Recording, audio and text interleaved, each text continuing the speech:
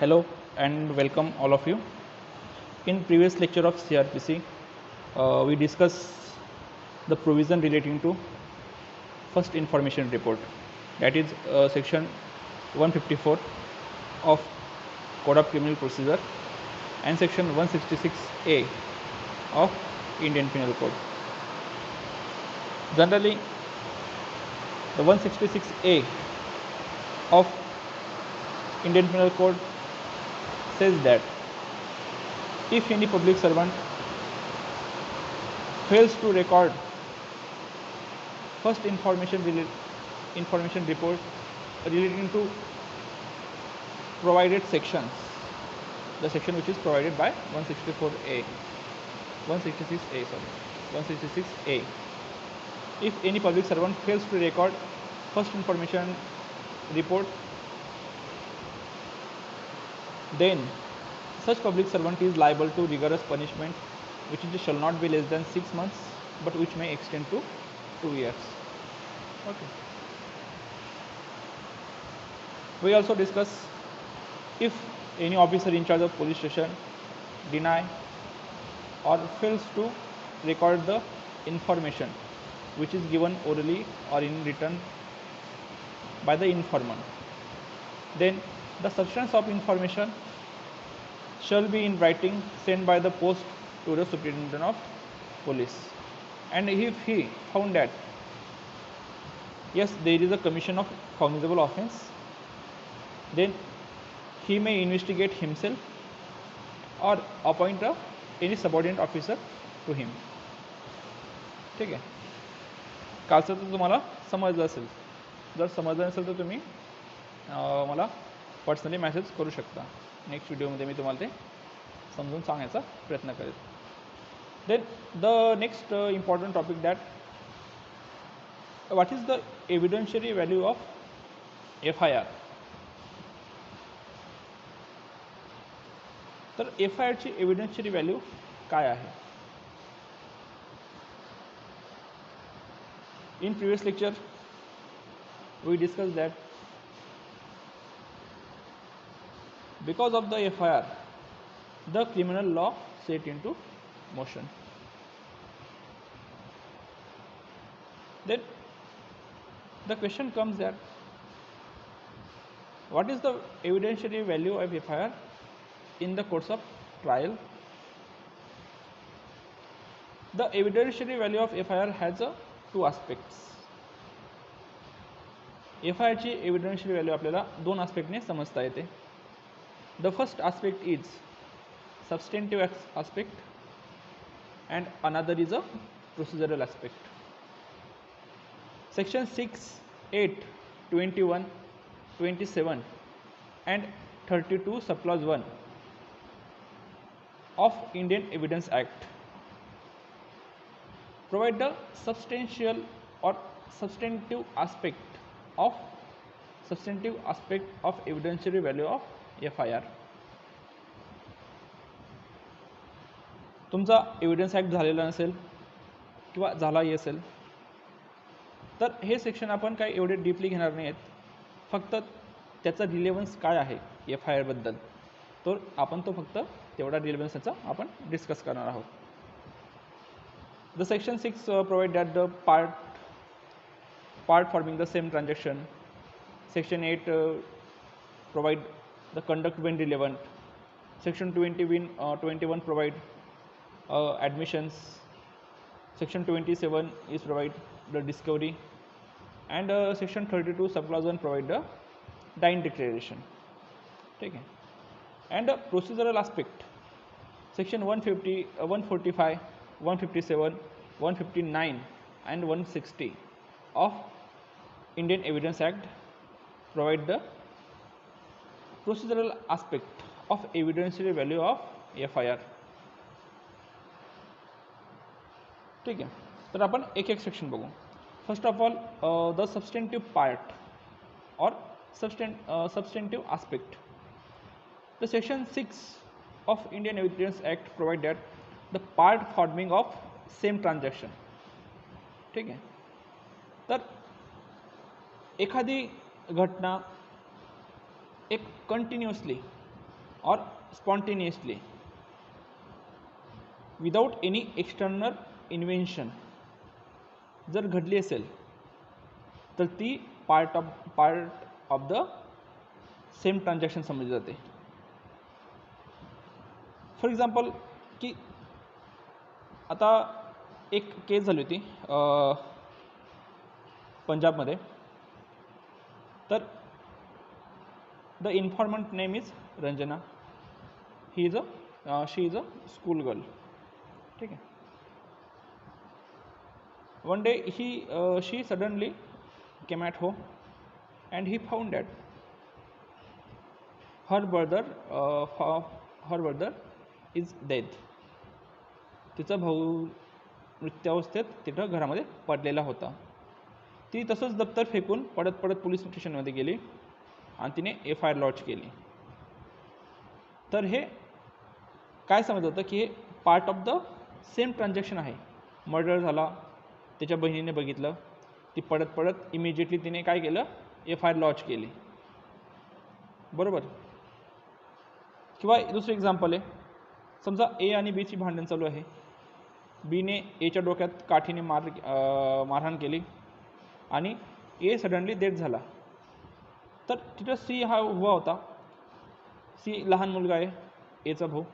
Aची death झाल्याबरोबर C एकदम पळत गेला आणि पोलीस स्टेशनमध्ये त्याने FIR रजिस्टर केली की बीने अशा प्रकारे Aची हत्या केली किंवा स्टिकने डोक्यात मारून हत्या केली.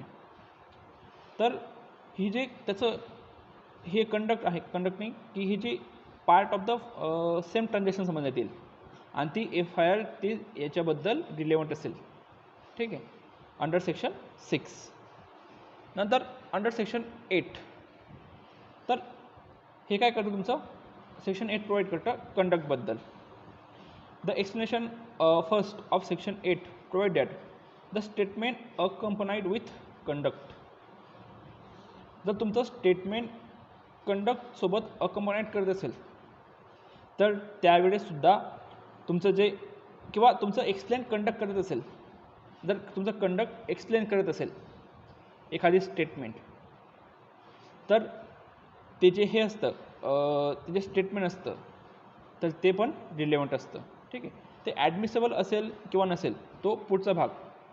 रिलेव्हन्सी of fact is a one thing and admissibility of fact is a another thing.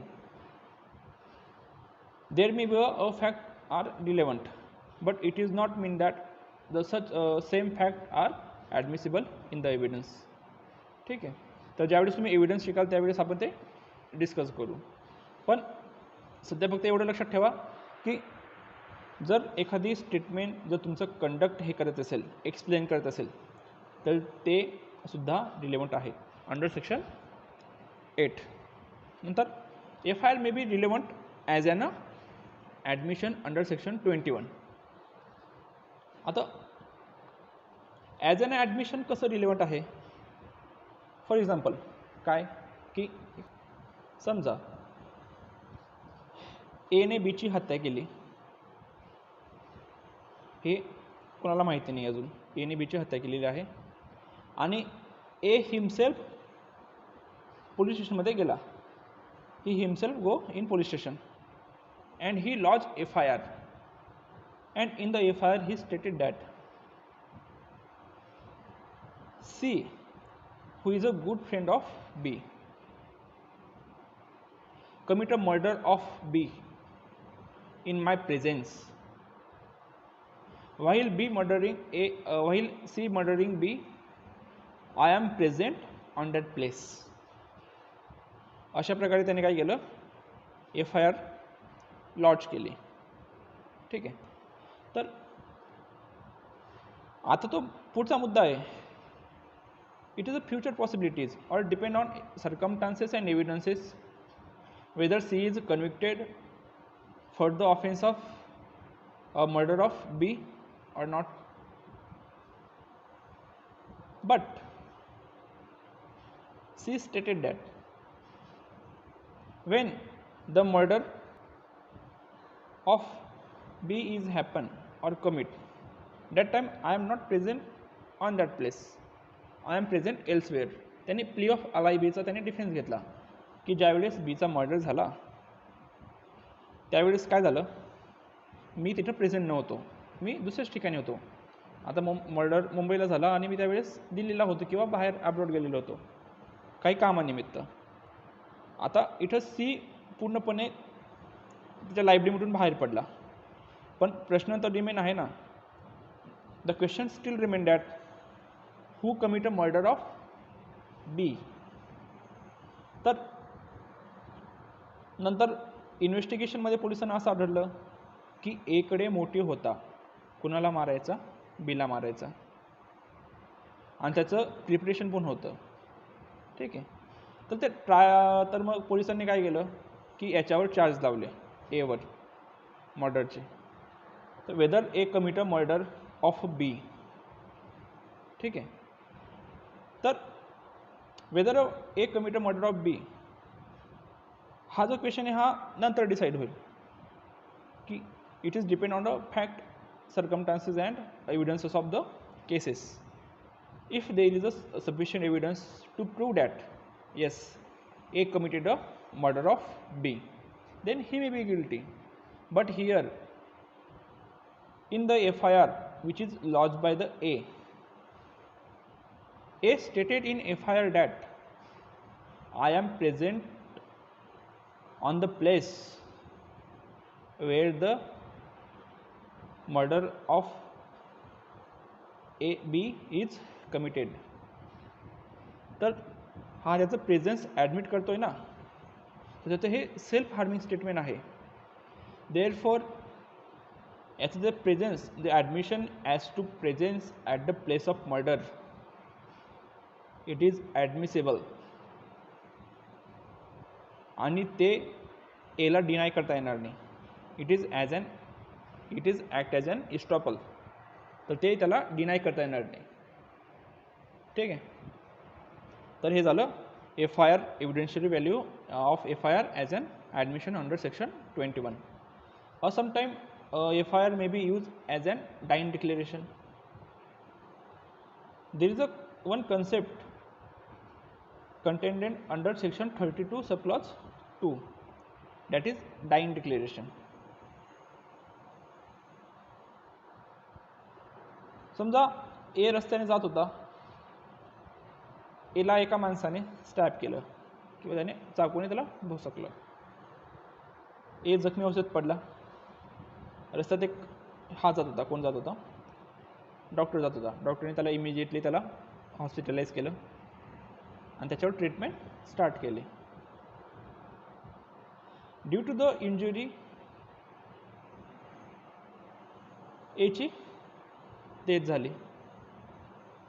पण डेथ व्हायच्या आधी पोलिसांकडे तो FIR रजिस्टर करून गेला होता.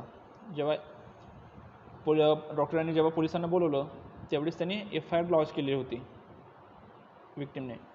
And in the FIR he stated that who the A stated that when I am going on the road B come and he suddenly stabbed me. तर हे काय झालं, पोलिसांनी अटेम्प्ट टू मर्डरचा चार्ज याच्यावर लावला, आपला गुन्हा रजिस्टर केला. नंतर 1-2 दिवसांनी त्या विक्टिमची डेथ झाली. तर तो अटेम्प्ट टू मर्डरचा चार्ज मर्डरमध्ये कन्वर्ट झाला. तर अशा वेळेस ती FIR काय आहे, तर FIR as an dying declaration म्हणून यूज केली जाईल. बरोबर. आणि if there is any other evidences present to corroborate the statement which is made by the A in the FIR, then on such corroboration B may be convicted for the offense of murder.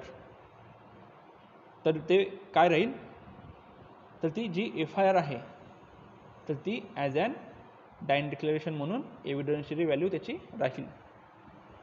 तर हे झालं तुमचं सबस्टेंटिव्ह aspect. तर sometime The FIR has evidential value as to procedural aspect. तर procedural ॲस्पेक्टनुसार सुद्धा FIRला काय असते, value असते. तर प्रोसिजरल आस्पेक्टमधील कसं काय, तर FIR may be used for the purpose of corroboration under section 157 of Indian Evidence Act, or for the purpose of contradiction to subsequent to previous statement made by a person under section 145 of Indian Evidence Act. Suppose A is a victim who lodged FIR. Subsequently in trial, he deposed his testimony on oath in the court of justice. Subsequently काय त्याने FIR विक्टिमने FIR launch केली आणि ट्रायलमध्ये subsequently काय झालं की त्याला prosecution witness म्हणून ट्रायलमध्ये तो हाजीर झाला. मग त्याची काय झाली, एक्झामिनेशन इन चीफ. आता एक्झामिनेशनचे 3 प्रकार पडतात. एक एक्झामिनेशन इन चीफ, दुसरी क्रॉस एक्झामिनेशन आणि तिसरी असते री examination.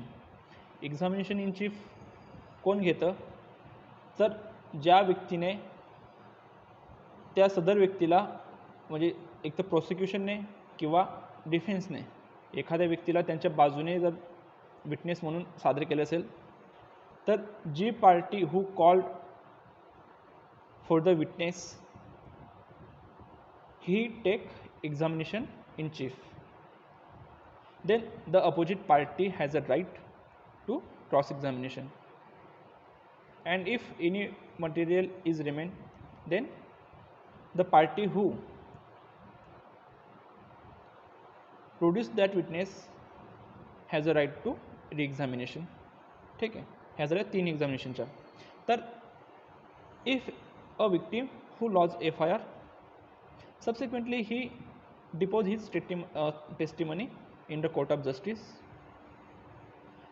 and the contention made by the victim in FIR and the contention made in cross examination are different, then the defense take a defense that the contention made by victim in FIR are not same which is made in cross examination. There is a contradiction under section 145. Okay. And if in another case the deposition made by the victim in FIR and the deposition made by the victim in cross examination are same, then prosecution make a statement that the previous argument or deposition made by the victim are same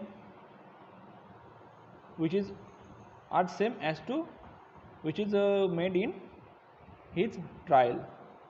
तर आधी ज्यांनी ते statement केलेलं होतं तर ते and the statement which is made by in a cross examination are same, therefore it is corroborative under section 157 of Indian Evidence Act. ठीक आहे, तर corroboration आणि कॉन्ट्राडिक्शनसाठी सुद्धा आपण FIRची एव्हिडन्शियरी व्हॅल्यू असते. ठीक आहे, त्याच्यानंतर पुढचा मुद्दा आहे if FIR also may be used for the purpose of refreshing of memory of victim or informant under section 159 and 160 of the Indian Evidence Act. ठीक आहे, तर रिफ्रेशन ऑफ मेमरी म्हणजे काय, तर समजा if any informant make any statement in FIR and in cross examination or examinations in chief he forgot what he stated in earlier FIR. आता ट्रायलमध्ये आणि FIRमध्ये खूप बराच अंतर वेळ निघून गेला, 3-4 वर्ष झाले असतील किंवा 4-5 वर्ष झाले असतील. तर आता याला आठवत नाही आहे की मी FIRमध्ये काय काय स्टेट केलं होतं. तर त्यावेळेस with the permission of court FIR then also use that FIR for refreshing of memory under section 159 and 160 of Evidence Act with the permission of court for the purpose of refreshing of memory of informant. ठीक आहे. तर ते refreshing of मेमरीसाठी ते इन्फॉर्मंटच्या refreshing of मेमरीसाठी सुद्धा आपण हे वापरू शकतो. तर हे झालं FIRची एव्हिडन्शियरी value. Another important aspect of FIR, that is delay in lodging FIR, and what is the effect of delay. ठीक आहे. तर असं पण होऊ शकतं, आता समजा डिले इन लॉजिंग FIR म्हणजे आज गुन्हा घडलेला आहे, if offence committed today and FIR may be lodged or FIR lodged after 3 months, 4 months, 1 year, 2 years. ठीक आहे. तर FIR केव्हा लॉज करायला पाहिजे? What is the limitation of FIR lodging of FIR? It is not provided by the code of criminal procedure और any other स्टॅट्यूट. ठीक आहे. Then तर त्याच्यावर असं टाईम बाउंड नाही आहे, there is no time bound on lodging of FIR. ठीक आहे. तर पण त्याचं इफेक्ट होऊ शकतो if there is a delay in lodging FIR and the informant or prosecution has no reasonable explanation for the purpose of explaining that why he delayed to lodging FIR. That time it adversely affect the merit of case. It make suspicion in the mind of judge towards the informant and prosecution. ठीक आहे. The incident took place today and जर समजा आज एखादी incident घडला, but I have no knowledge about that incidents. And if after 3 months I aware or I came to know about the incidents and that time I lodge FIR, then it is a sufficient explanation. Because जर मला माहिती राहिलं असतं तर मी लगेच FIR lodge केली असती. आता मला माहितीच नाही तर मी FIR कसं काय लॉज करू? फॉर एक्झाम्पल आता लॉकरमध्ये काय आहे, बँकेच्या लॉकरमध्ये तुम्ही काही पैसे ठेवलेले होते किंवा सोनं वगैरे ठेवलं होतं. तर तुम्ही 3 महिन्यानंतर किंवा 4 महिन्यानंतर तुम्ही तुमचं लॉकर चेक करायला गेले and if you found that the gold ornaments or the money which is kept by you in bank locker stolen by any person that time, तर त्यावेळेस तुम्ही FIR लॉज कराल. आता तो इन्सिडन्स आधी केव्हा घडला ते तुम्हाला माहिती नाही, पण ज्यावेळेस तुमच्या नॉलेजमध्ये आलं तर त्यावेळेस तुम्ही ते FIR लॉज केले. तर हे तुमचं काय आहे की हे एक सुटेबल एक्सप्लेनेशन आहे किंवा ॲडमिसिबल एक्सप्लेनेशन आहे. बट अनएक्सप्लेन्ड और unreasonable delay may diminish the value of case. तर ते केसची व्हॅल्यू लेस करतं. तर delay in lodging FIR or whether there is a statutory mandate on police to lodging FIR, whether it is mandate to police if any person came with information then lodge FIR आज पोलिसांना बंधनकारक आहे का, किंवा त्या डिलेचा काय effect होतं, जर हे तुम्हाला डिटेलमध्ये हे करायचं असेल, डिस्कस करायचं असेल, तर Lalita Kumari versus state of UP याचे 3 जजमेंट आहेत, 2008, 2012 आणि 2014. तर हे तिघी जजमेंट जर तुम्हाला ॲडिशनल नॉलेज पाहिजे असेल याच्याबद्दल, तर हे तिघी जजमेंट हे रेफर करू शकतात. Lalita Kumari versus state of UP 3 judgement आहेत, 2008, 12 आणि 2008, 12 आणि 2014चं जजमेंट आहे, ते तुम्ही बघू शकतात. तर काय असतं की या केसमध्ये कोर्टने काय हेल्ड केलं, तर कोर्टाने या केसमध्ये हे केलं की it is not mean that delay in lodging FIR will not result in to defeat the merit of the case. If other evidence is sufficient enough, then the court can still convict the accused on the basis of such evidences. Even though there is if there is a delay in FIR, and if there is a sufficient evidences are present, then the accused may be convicted. ठीक है. However, if it is found that the testimony of said informant was the main or pivotal evidence, the testimony of testimony of informant ही त्या केसची main हे असेल, main evidence असेल, then the court may give benefit of doubt to accused. If it is find that due to the delay there is a suspicion regarding the testimony of said witnesses, then court can give benefit of doubt to the said accused. ठीक आहे. पण जर एखाद्या केसमध्ये काय आहे की delay in lodging FIR झालेला आहे, आणि त्या केसमध्ये काय झालं की जो इन्फॉर्मंटची जी हे आहे, काय बोलतो, जी इन्फॉर्मंट जो एव्हिडन्स देणार आहे स्वतःचा ओरल एव्हिडन्स, तर तो खूप आवश्यक आहे, किंवा तो एक प्रिव्हेटिव्ह एव्हिडन्स आहे, मेन एव्हिडन्स आहे. तर अशा वेळेस ॲक्युजला बेनिफिट ऑफ डाऊट भेटू शकतो. ठीक आहे. तर हे झालं. But in the state of Punjab versus Gurmeet Singh, तर स्टेट ऑफ पंजाब आणि Gurmeet Singh versus Gurmeet Singh, it is case decided by Honorable Supreme Court in the year of 1996.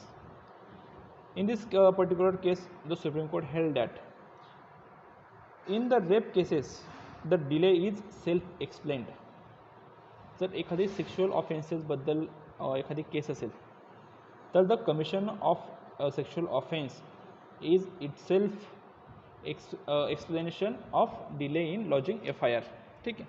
तर जे आपलं तुमचं डिले इन लॉजिंग FIR असेल सेक्शुअल ऑफेन्सेसमध्ये, तर ते इटसेल्फ एक्सप्लेनेशन आहे, त्याला वेगळे एक्सप्लेनेशन द्यायची गरज नाही आहे. हे का असेल बरं, की असं का कन्सिडर केलं असेल कोर्टाने, का कन्सिडर केलं असेल बरं? कारण तिला एक सोशल स्टिग्मा असतो, किंवा सोशल वर्थ बोलतो आपण त्याला, वार्थ, नंतर fear of harming of reputation असतं. तर अशा विविध कारणांमुळे जी हे असते, विक्टीम असते किंवा फॅमिली ऑफ विक्टीम, तर ते एक फिअर असतो त्यांना. तर त्याच्यामुळे ते काय करतात की एक टाळाटाळ करतात FIR लॉस करण्यासाठी. तर ते सेल्फ एक्सप्लेन म्हणून समजण्यात यावं. नंतर सेकंड केस आहे की इन्सेस्ट केसेस म्हणतात, INCEST, incest cases. Incest cases means a sexual act committed by a person who is a family member of victim. तर अशा वेळेस काही सेक्शुअल ऑफेन्स असतो की तो तर फॅमिली मेंबरमध्ये असेल, किंवा अंकल असेल, कोणी राहू शकतं. आता आपण बघतोच म्हणा पेपरमध्ये किंवा त्याच्यामध्ये, की काका असेल, मामा असेल, किंवा कोण असेल, तर अशांनी जर सेक्शुअल ऑफेन्स कमिट केला असेल एखाद्या चाइल्डबद्दल किंवा त्याच्याबद्दल, तर ते एक रेप्युटेशनसाठी किंवा सोशल स्टिग्मा म्हणून, तर सहसा फॅमिली काय करते, अवॉइड करते, किंवा ते अवॉइडेशन ऑफ लॉजिंग FIR होतं. पण ज्यावेळेस 1-2 वेळा झालं किंवा काय झालं तर त्यावेळेस काय करतात की FIR लॉस करतात कधीतरी. पण विषय हा होऊन जातो की एक रेप्युटेशनचा प्रश्न असतो आणि एक एक जर तो व्यक्ती डॉमिनंट पोझिशनमध्ये असेल तर आणि यांचं सर्वायवल जर त्याच्यावर डिपेंड करत असेल तर अशा वेळेस FIR लॉस करण्यासाठी मागे पुढे करतात. तर अशा केसेसमध्ये जर डिले इन लॉजिंग FIR असेल तर ते itself is a self explanation म्हणून समजण्यात यावं. ठीक आहे. तर ही केस आहे state of Punjab versus Gurmeet Singh. नंतर एक असते की काय की एक मल्टिपल FIR चा कन्सेप्ट आहे, क्रॉस FIRचा concept. Multiple FIR, cross FIR, quashing of FIR and 0 FIR. तर आपण ते इन शॉर्टमध्ये बघू काय आहे. तर समजा आता मल्टिपल FIR कसं आहे. आता Aने Bची वस्तू चोरी केली, पण ती वस्तू कुठे कोणाच्या ताब्यात होती? Cच्या ताब्यात होती. समजा एक मोबाईल होता, Bचा मोबाईल आहे, Pने Cला दिलेला आहे की थोडे दिवस वापर. Aने काय केलं? Cच्या ताब्यामधून तो मोबाईल चोरी करून घेतला. Cने काय केलं? कंप्लेंट लॉज केली, FIR लॉन्च केली पोलीस स्टेशनमध्ये. तुम्हाला आता IPC तुम्ही शिकले असाल, the theft is a offence. तर तो पोझिशनच्या विरुद्ध असतो, तो ओनरशिपच्या विरुद्ध नसतो. एखाद्याच्या पोझिशनमधून जर वस्तू गेली असेल तर ते पण कन्सिडर थेफ्ट म्हणून हे केलं जातं. ठीक आहे. तर Cने काय केलं? FIR लॉन्च केली. परत आता Bला माहिती नाही अजून की माझा मोबाईल चोरीला गेलेला आहे. ज्यावेळेस त्याला माहिती पडलं त्याच्या मित्राकडून की तुझा मोबाईल अशा व्यक्तीने चोरून घेतलेला आहे, आणि Bला हे पण माहिती नाही अजून की Cने ऑलरेडी FIR लॉन्च केलेली आहे. Bने परत FIR लॉन्च केली. ठीक आहे. तर अशा वेळेस काय की एक मल्टिपल FIR झाले ना, सेम ऑफेन्सबद्दल सेम ट्रान्झॅक्शनमध्ये मल्टिपल FIR झाल्या, बरोबर. तर अशा वेळेस काय करायचं मग की मल्टिपल FIRमध्ये. नाहीतर अजून दुसरा मुद्दा, Aने काय केलं? A हा Bच्या घरात गेला, त्याला मारहाण केली, येताना 2-3 शिव्या पण देऊन आला आणि घरात कोंडून पण आला. आता Aने कोणते ऑफेन्स केले? Aने पहिले तर हाऊस ट्रेसपास म्हणा, क्रिमिनल ट्रेसपास म्हणा. ठीक आहे, ते झालं. सेकंड की त्याने 323 एक सिम्पल हर्ट ते केलं, रॉंगफुल कन्फाइनमेंट करून आला. तर हे 3-4 ऑफेन्सेस केले, बरोबर. आता विषय काय आहे की मग आता प्रत्येक ऑफेन्ससाठी वेगवेगळी जर हे केले, FIR लॉन्च केली, तर ते मल्टिपल हे होऊन जाईल, मल्टिपल FIR म्हणून ते कन्सिडर केलं जाईल. तर मल्टिपल FIR म्हणजे काय? Where a same person committed a several offence. तर same person committed a several offence in the same transaction against a same person. Same व्यक्ती, more than 1 offences and same transaction, एकाच ट्रान्झॅक्शनमध्ये in respect of same person. तर तिथे पण multiple FIR होऊन जाते. प्रत्येक ऑफेन्ससाठी जर हे केलं तर मल्टिपल FIR होते. ठीक आहे. दुसरा मुद्दा आहे एक क्रॉस FIRचा. आता क्रॉस FIRमध्ये कसं आहे, समजा A आणि B रस्त्याने जात होते.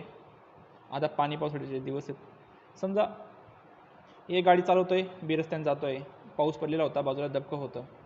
Aने मस्त एकदम सूटबूट घालून छान वाईट कपडे वगैरे घातलेले आहेत, जातो आहे. B जोरात गाडीवर आला, खड्ड्यामध्ये गाडीचं चाक पडलं जोरात आणि त्याचं पाणी सगळं Aवर उडालं. Aने त्याला उतरवलं खाली, गाडीच्या 2-3 कानाखाली ठेवल्या. Bला पण राग आला, Bने पण 2-3 कानाखाली ठेवल्या. आता Aने Bच्या विरुद्ध FIR लॉन्च केली सिम्पल हर्टची, Bने याच्या विरुद्ध FIR लॉन्च केली सिम्पल हर्टची. दोघांच्या क्रॉस FIR झाल्या. ठीक आहे. तर अशा वेळेस काय असतं,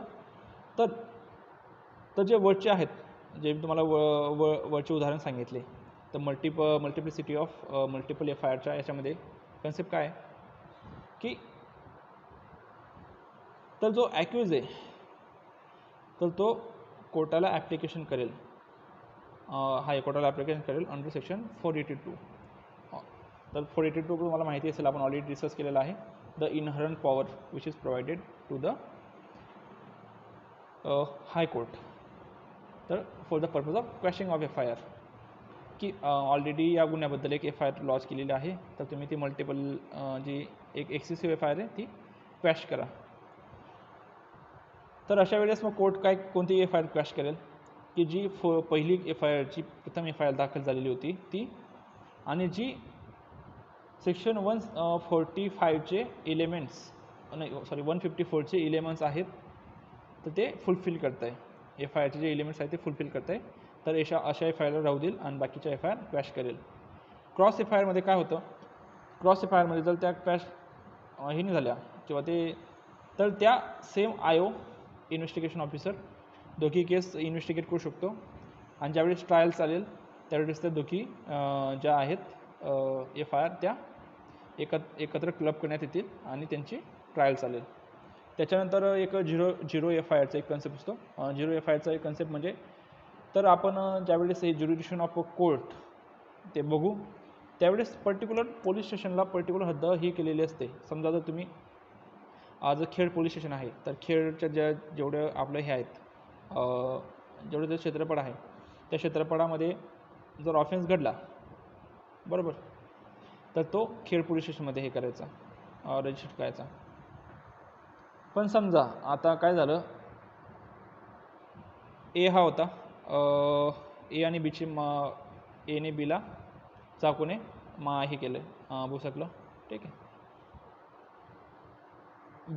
बीला जास्त जखमा झाल्यामुळे बीला काय केलं की दुसऱ्या जिल्ह्यात घेऊन गेले याच्यासाठी, कशासाठी, उपचारासाठी. पण उपचारात जाता जाता काय झालं, त्याची डेथ झाली, किंवा त्याची डेथ झाली. तर यांनी काय सांगितलं की एक FIR लॉन्च करा, की इथंच जिथे त्याची डेथ झालेली तिथे FIR लॉन्च करा. पण जिथं गुन्हा घडलेला आहे किंवा तो जो रेसिडेन्स आहे तो खेडचा आहे, तर अशा वेळेस काय होतं की जरी त्या पोलीस स्टेशनला ज्युरिडिक्शन नसेल तरी पण ते एक झिरो FIR म्हणून ते रजिस्टर करून घेतात, एक FIR रजिस्टर करून घेतात, आणि आफ्टर ते इन्व्हेस्टिगेशनसाठी जिथं गुन्हा घडलेला होता किंवा जिथं तो रेसिडेन्स आहे त्या ठिकाणी ते ट्रान्सफर करून देतात, तर त्याला झिरो FIR म्हणतात. ठीक आहे. या ठिकाणी आपलं FIRचा कन्सेप्ट हा संपलेला आहे. Then in next lecture we discuss the occurrence report which is provided by section 157 to 159, and the investigation of cognizable offenses, procedure of investigation, and the investigation of non-cognizable offenses. And also we discuss the statement recorded by police during investigation under section 161 162 of Code of Criminal Procedure. ठीक है.